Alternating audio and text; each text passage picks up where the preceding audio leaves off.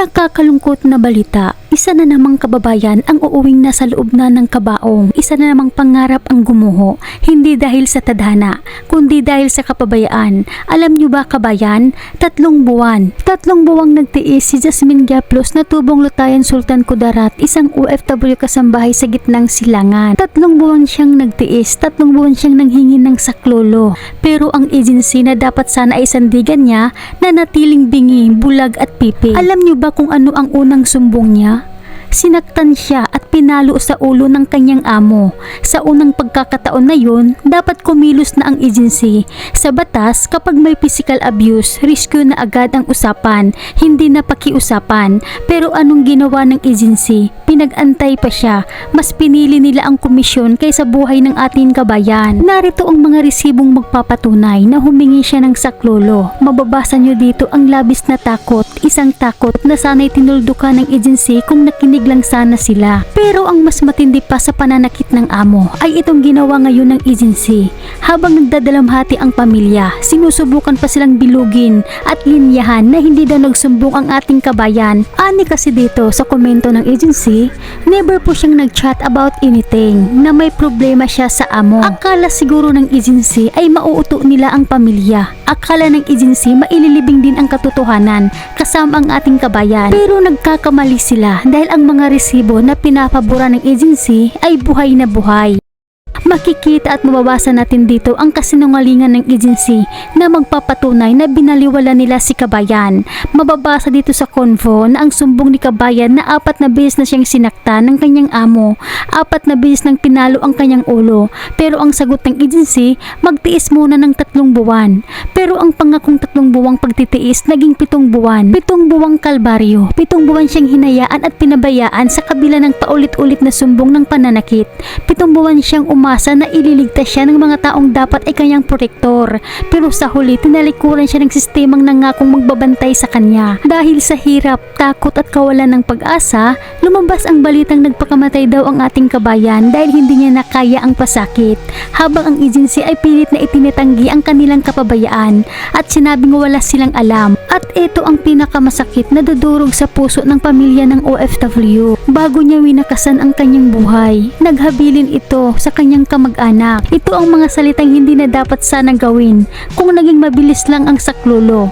Sa kanyang huling chat, nagbilin siya tungkol sa kanyang mga ipon at ang pinakamasakit sa lahat, ang pakiusap na huwag pabayaan ang kanyang ina at kapatid. At dito niya binitawan ang mga salitang pero ngayon gusto ko na po sumuko. Na ayon sa mga netizens, sumuko siya hindi dahil sa kawalan ng lakas, kundi dahil sa kawalan ng aksyon ng mga taong nangakong puprotektahan siya. Dahil sa kapabayaan ng ating mga agency dyan sa Pilipinas, humingi na siya ng tulong kasi sinasaktan siya ng amo niya, pinupukpok lagi yung ulo niya. Yun ang sinabi niya dun sa paghingi na ng tulong sa agency. Ang sabi ng agency, murahin raw yung conversation nila at magtiis-tiis muna hanggang 3 buwan para ma-rescue siya. Uy, kami dito mga OFW hanggat kaya namin ang trabaho, kinakaya namin. Pag hindi na talaga namin kaya, kanta na yan, hahanap na ng paraan, hihingi ng tulong kasi hindi na kaya. Pero pinapaabot pa ninyo sa mga ganyan na sitwasyon. O ayan, wala na yung buhay. O, sa kanyo tutulungan. Hindi ba kayo naawa? Sus, pera-pera lang ba talaga ang kailangan nyo? Maawa naman kayo, oy.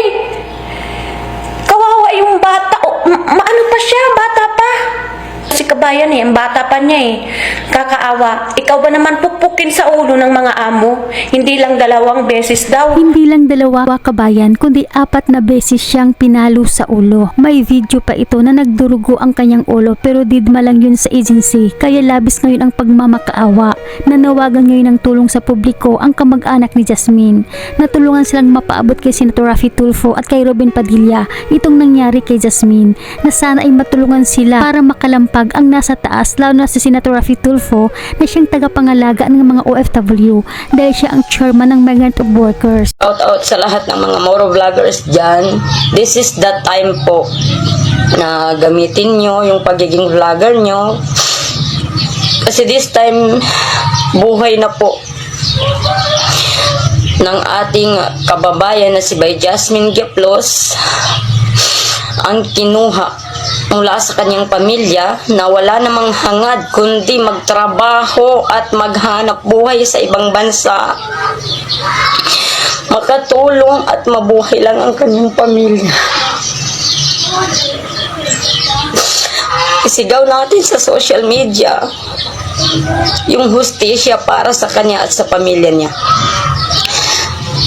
Please pa-mention po sa may comment section. Sir Rafi Tulfo, please, kailangan po namin ng tulong nyo. Kailangan po ng pamilya ni Bay Jasmine Giaplos ang tulong nyo this time. Senator Robin Padilla, tulungan nyo po kami. Kasi yung isa po sa mga kababayan namin na si Bay Jasmine Giaplos, pamilya po namin, ay nag-suicide sa ibang bansa. Nagtatrabaho, naghahanap ng ikakabuhay ng kanyang pamilya kasi nga po ulila na po siya sa ama. Wala na siyang tatay. Siya na po yung nagmistulang nanay at tatay sa kanyang pamilya. Please po, kailangan po namin ng inyong tulong. Shout out nga po pala sa lahat ng mga pabayang agencies dyan. Kagaya po ng nangyari po kay Bay Jasmine Giaplos. Okay? Can you imagine? Ilang months na pala yun nangyari. Ilang months na po siyang nagsusumbong. Tiniis nyo, pinahintay nyo ng 3 months. May puso ba kayo?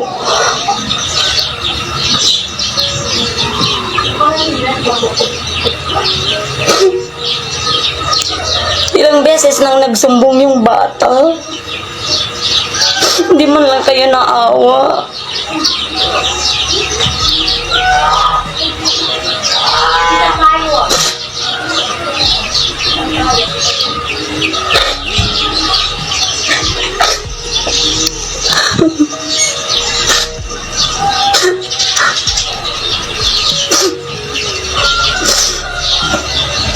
Kaya please po, Sir Rafi Tulfo, Senator Robin Padilla, sana po matulungan niyo po yung pamilya na dito sa may Lutayan, Sultan Kudarat.